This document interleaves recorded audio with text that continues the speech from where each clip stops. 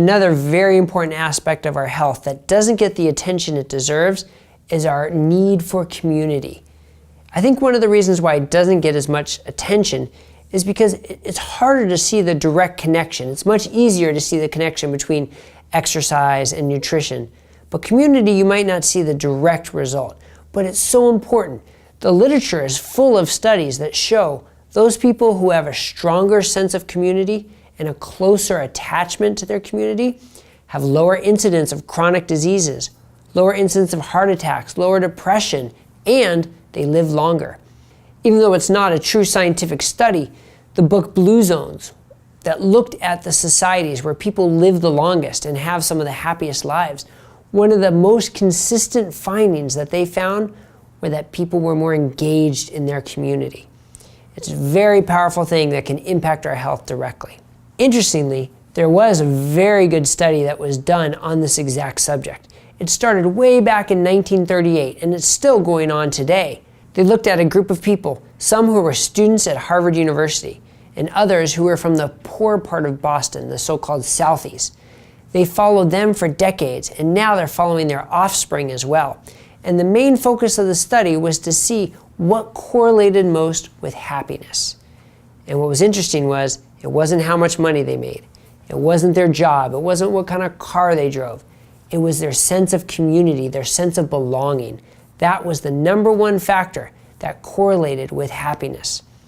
Add that to the studies that show it improves your health, and it's clear that society, community, is such a vital importance for our health.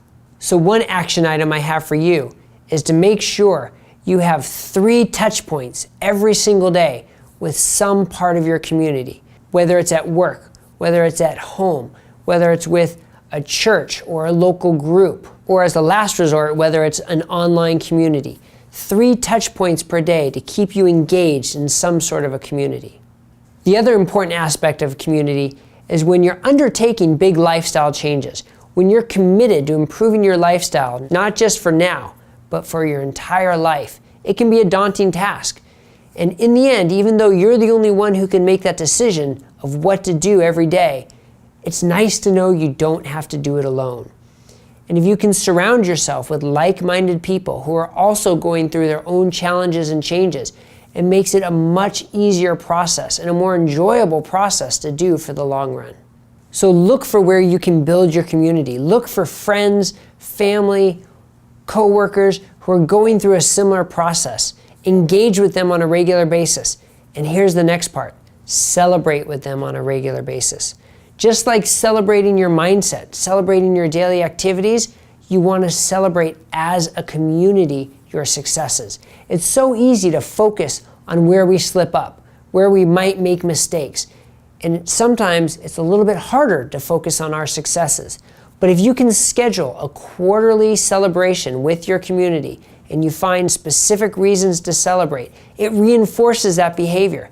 The celebration excites the dopamine centers in our brain. Sharing it with others makes it so much more real, and it reinforces those behaviors and those habits. It makes you want to do it more.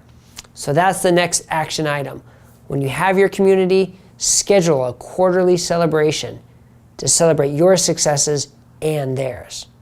So even though ultimately the decision falls on you, the action falls on you about what course you're going to take, it becomes so much better to share it with your community, to build that community, and with that community, help you on your path to improving your health.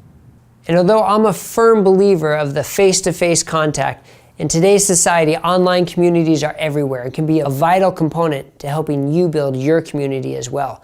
So look for different online communities of people going through similar trials as you and people improving their health as you are. And those online communities can grow and grow, and you can learn from each other, challenge each other, encourage each other. And because I think online communities can serve such a fantastic role, that's why we've created our own Facebook group.